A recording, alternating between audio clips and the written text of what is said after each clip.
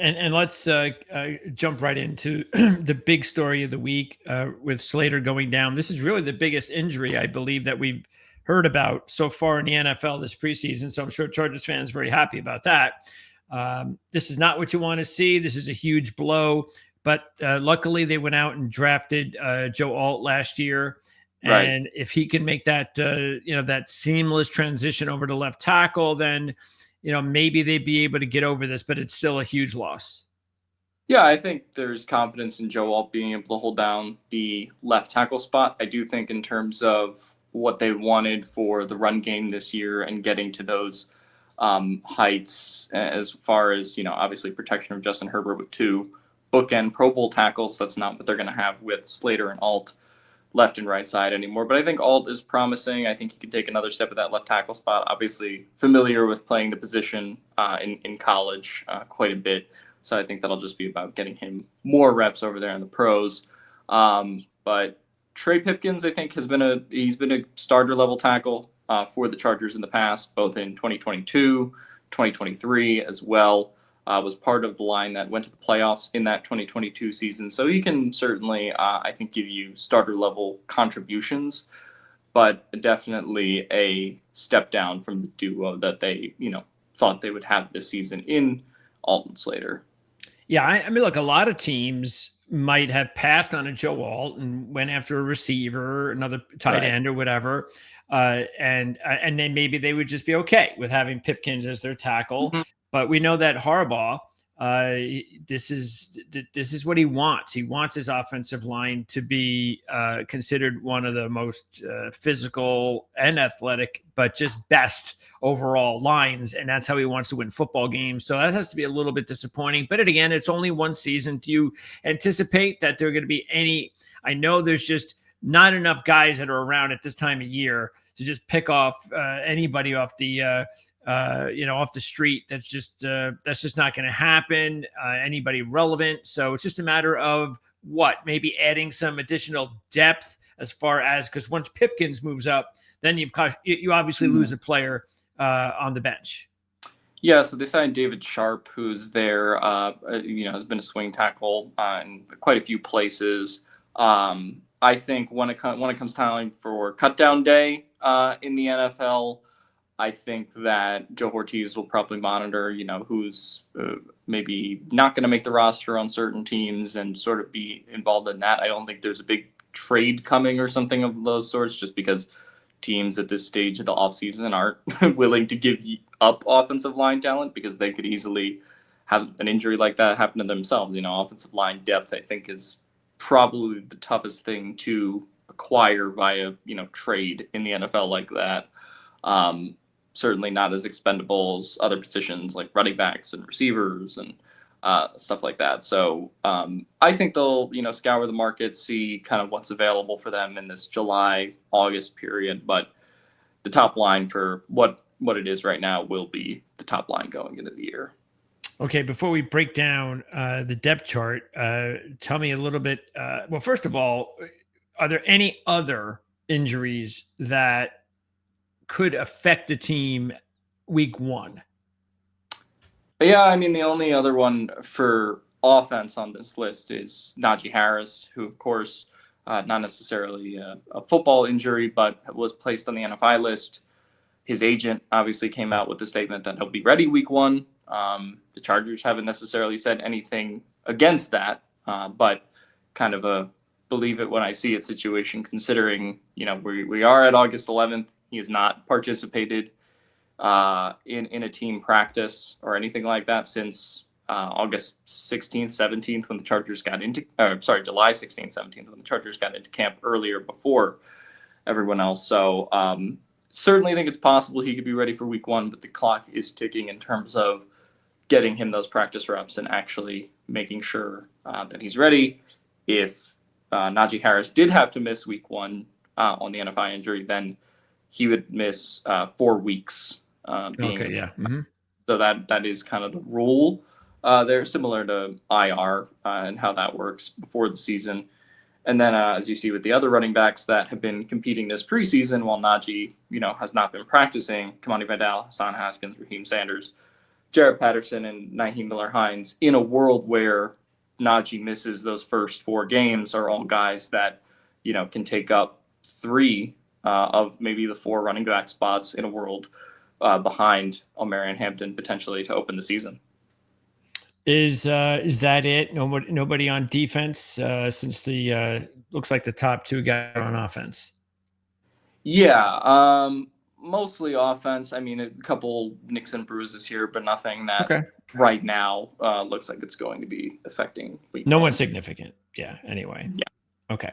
All right. So let's talk about rookies. Because the last time we talked, we were talking about free agency, rookies, especially the draft. And what have you heard so far about the rookies? Is there anybody that is basically, who do you think has been the most standout rookies at this point?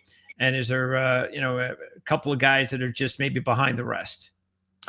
Yeah, I think if we're talking about guys that are behind the rest, I think Branson Taylor is someone that's kind of like a project tackle guard that they took in the 6th round. Outside of that, offensively, I think you've heard very positive things about the weapons that they drafted.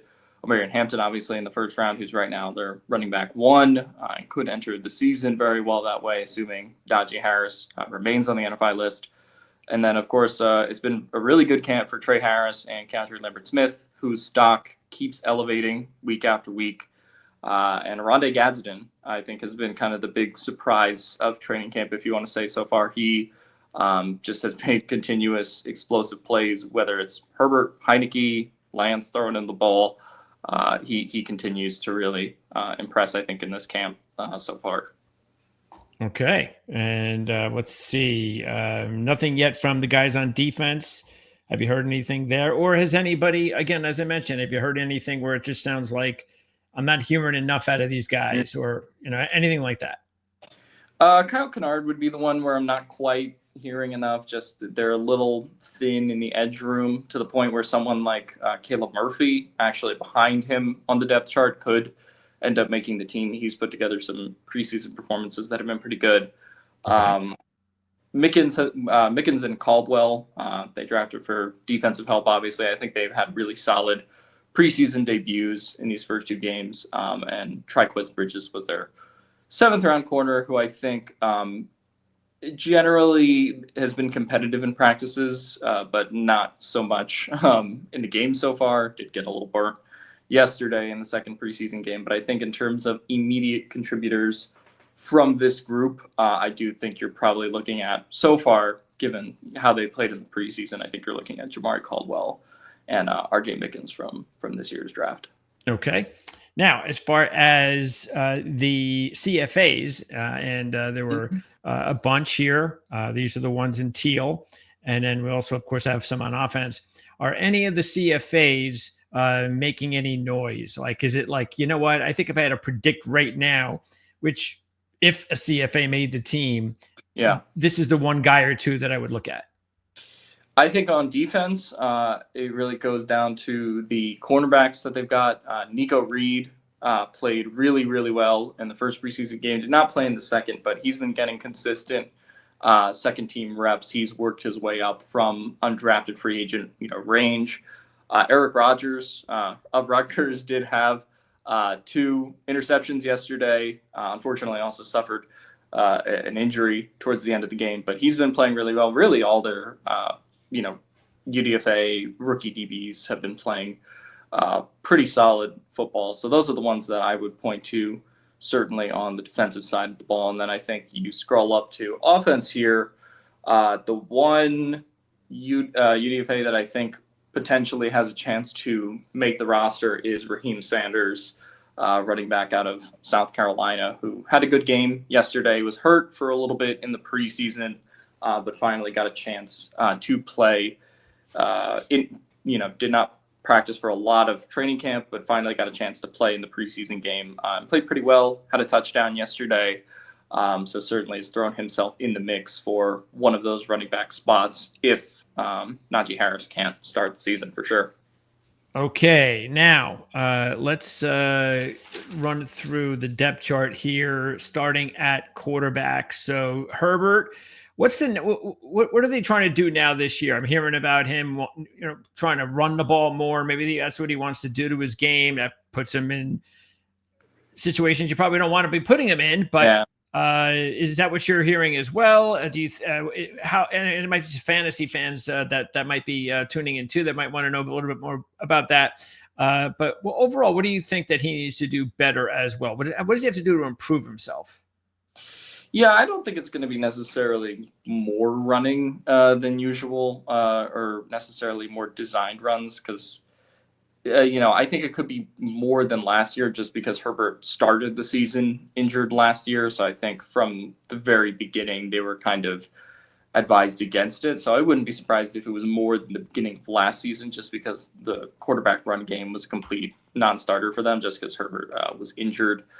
As far as what he needs to do better, I think that, just based off of the Texans game tape, I think when he is under pressure in those situations, particularly when the offensive line isn't holding up particularly well, I think those are the situations where you just kind of want to see him throw a ball away instead of, he obviously does not turn over the ball a lot in the regular season. He threw more interceptions in that Houston game than he did all of the regular season. But those moments where the offensive line, I think, is giving up some pressure are the ones where you kind of want to see him, instead of trying to extend the play or throw a dangerous ball, just kind of, live to play another down a little bit and throw it away. I think that based on the Houston game, as well as his touch on some passes, that's the thing that I think, if you're pointing to a couple things, it could improve with Herbert. Okay. And of course, with Hampton in the backfield, we know how explosive he's going to be. That's an exciting player to have back there. You mentioned some of those other runners, including Sanders. If Harris is not available, is there a definite number two? Right now, based off of training camp and the preseason, I think that would be Kamani Vidal, who they drafted last year, has been taking consistent first team reps behind Omarion Hampton on third down a lot for the team, certainly in training camp. Had a good first game, played pretty well yesterday. So right now he's the clubhouse leader, and I don't think he has it locked up that he would be the RB2 if Najee were to be absent. But I think he certainly has been, with how active he is on special teams, with how improved he's been as a blocker, certainly. I think the favorite, also just given his time in the system as well. Okay. And do you think Haskins or Sanders has the better chance to unseat Vidal at number two in that situation? I would probably say, if we're just talking about purely unseating him as a number two, that it would be Sanders with some of his athleticism that he has. But I do think Haskins will make the roster in any event, just because they really trust him from the special teams and blocking standpoint. He was kind of their specialist doing a lot of that stuff last year, particularly on kick returns, used as a blocker on certain downs. So this, obviously, he's a Michigan man. This Harbaugh staff loves him. I don't think he'll be like RB2 or RB3, but I think he will find a spot on the roster as RB4, just as sort of the guy who will do a lot of the dirty work, particularly in the running back room. Okay, you mentioned Gadsden, a tight end, and so he's off to a great start. We know Conklin is like one of those vets that's just a reliable, your average, solid receiving tight end, but nothing special. And Disley sure looked the part last year when he was healthy. So, and of course, remember, we talked about it last year, is when he was the highest free agent. He got the biggest deal from free agency for the Chargers, and it wasn't much, but that just shows you where they were last year. So this is a good three-man room now. Definitely looks like that, and that's again what Harbaugh wants. So it's really, all of a sudden, it's looking good. By the end of the year, what do you think it's going to look like percentage-wise? Do you think Gadsden has a serious chance to get the second most snaps? I do think he has a serious chance, just based off of, again, what he's shown in this camp, what he can do as a pass catcher. Definitely will have to get there as a blocker. He's a former wide receiver. That's true. he's a former wide receiver convert from Syracuse. So in the last couple of years, he's gone from, playing wide receiver 190 to being a tight end now at 250. So just there's some natural things that I think he'll learn certainly as his time in the NFL goes on. But to me, the upside long term that I think he provides you over a Conklin or over a Disley is pretty notable. I think that'll kind of trend, as the season goes on. You'll see Gadsden getting certainly more involved. And I think overall, this is a really good tight end room in terms of Disley not being the only offensive option that they kind of have now. Yeah. I thought he kind of got overworked a little bit last year where every screen, everything was just kind of designed for him because, Hayden Hurst didn't work out. And so they sort of needed more pass catching options to kind of, I think, take the stress off of Disley a little bit. And so I thought that, what they did this offseason in the room was pretty solid. Okay. All right. Wide receiver. We know McConkey had a huge breakout as a rookie last year. And you mentioned the two rookies look good so far in camp. We know Keenan Allen. Well, again, the thing with Keenan Allen, of course, is his age, and he's got to stay healthy and all that. And then also Quentin Johnson. You never know what you're going to get out of Johnston from the last couple of years. He's got a catch. We know that. There's also a lot of talent there. So what's the latest? What's the latest as far as, is Keenan Allen all ready to go? And what about Johnston? Yeah, Keenan Allen kind of showed up back to practice like nothing had happened or he never left. He, I think already has that built-in chemistry with Herbert, obviously. A little bit of a down year for him in Chicago, but I think overall his role in this offense, he's not going to be expected to be, 2022, 2023 Keenan Allen, right? Like I think, he understands Ladd is the top guy certainly in the room right now. They've drafted, Trey Harris, Keandre Lambert-Smith to be contributors. Quentin Johnston is still a favorite of the coaching staff too. I think he'll get his chances to still prove himself in that room. But I think instead of 2023, where Keenan Allen was very clearly the Chargers wide receiver one, he comes into this room being, kind of a piece rather than, the offense, right? Yeah. Big difference, huh? Last time he was here? Yeah, big difference, I think, in terms of what the expectations for him are, both on the field and, what his contract says financially. So, I think that, he's certainly going to have a connection with Herbert. But obviously, Ladd comes in off of last year as your wide receiver one. And I think it'll be, kind of a mix of all of these options behind Ladd. But Keenan, obviously, you can't discount his chances to make fantasy noise and all that stuff with just his familiarity with Justin Herbert and how good he is as a route runner. Well, again, I know it's, believe it or not, still even a little bit early. But as far as the preseason, if you had to guess, who do you think will end up with who do you think would be the second most productive wide receiver on the team? I still would go with Trey Harris right now. Hasn't made a ton of noise in this preseason, but has made consistent noise in camp. I think he has a connection with Herbert, particularly when those two were on the field together in training camp. And, he was the number one yards per route run wide receiver in college football last year, 5.2. To me, this is a guy who can be a difference maker day one when they ask him to be. So I think he's going to be a factor much sooner rather than later. If it was Keenan Allen, it wouldn't surprise me if he was the second most, productive receiver in the room because he's Keenan Allen. But considering what they've invested in Trey Harris and how he's looked in camp so far, I think I would go with him. Yeah, this is like the deepest this receiver room has been in a while.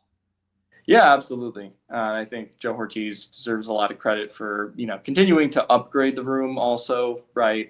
Obviously, Mike Williams was on this roster, and then he got hurt, right? And they called Keenan Allen, right? Like, I think the fact that they, they spent 2 draft picks on this room, Ladd last year, obviously.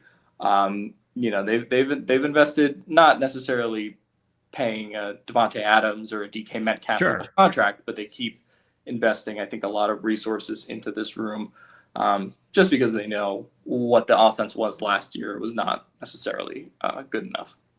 Okay, so if do you think the room is fairly set?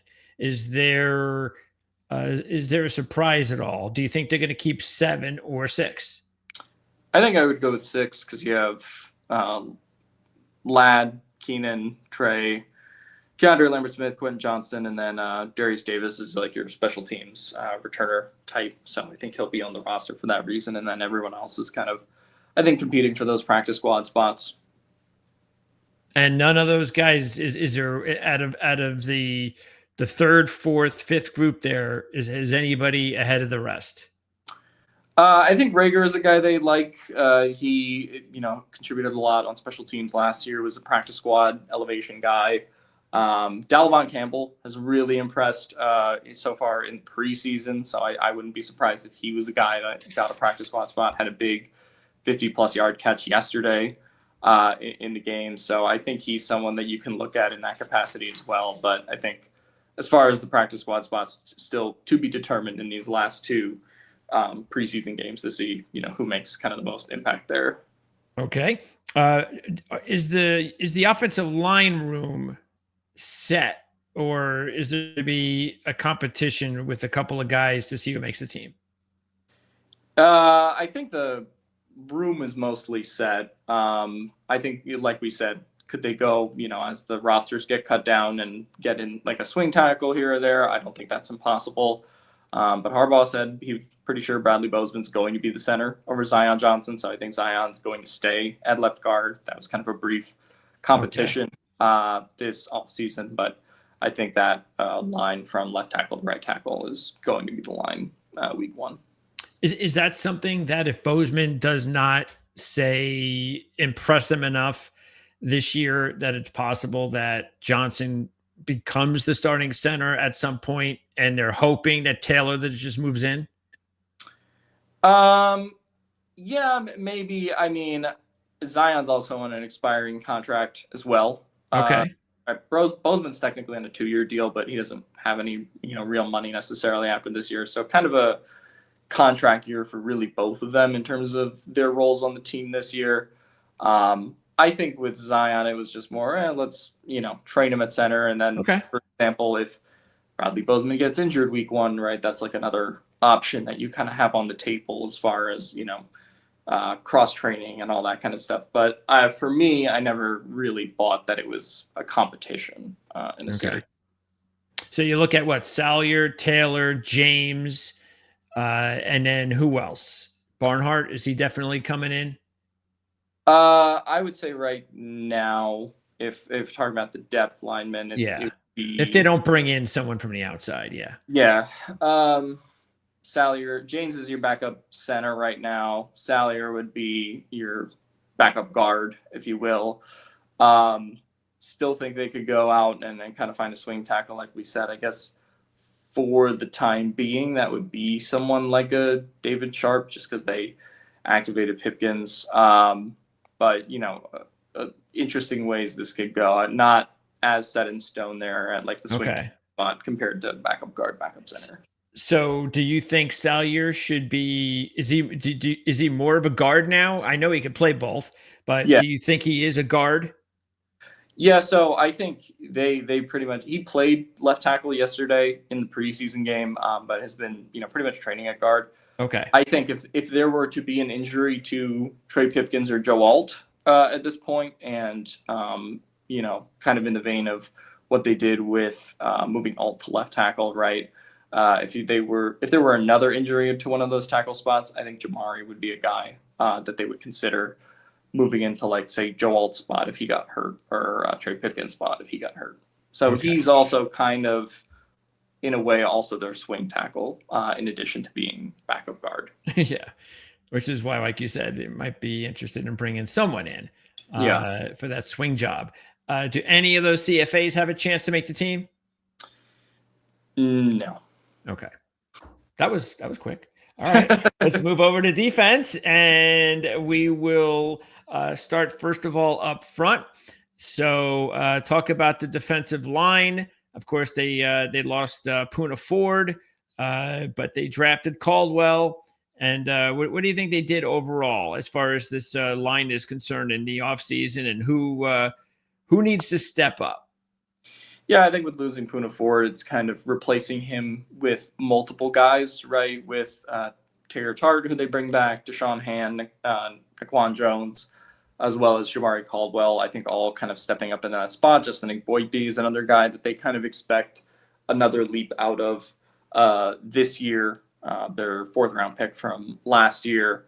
So Otito Ogbonya has also been a pretty hot fixture in the building. I think they expect more from him this year. So I'd say overall it's less one player that I think will step up and more just the whole room kind of coming together and trying to replace some of that production they lost when Puna Ford did go to the Rams. And is there, I know they brought in Hand, but is there, again, because you lose a player like that, you hope at some point another player can take that next step. Is there someone on that defensive line that you think that could do that? Yeah, they like it. Boydby, who I think put on 20 or 30 pounds this offseason, right? It takes a while to kind of adjust the defensive line in the league. So I think he's a guy that'll be in there. Otito Ogbonya will also be kind of that mindset as well. And so far this offseason, I've been really impressed with what Jamari Caldwell has shown in these two preseason games. And I think he's going to play significant snaps sooner rather than later. Okay, that sounds good. Now we'll talk about the pass rush. So we talked about Kennard, because Dupree, just one of these veterans that hangs around. He does his job. But Mack, that's the big deal there. He's still getting old, but he's still producing. Thule is an easy way out. He's the guy that I know that you've talked about the last couple of years.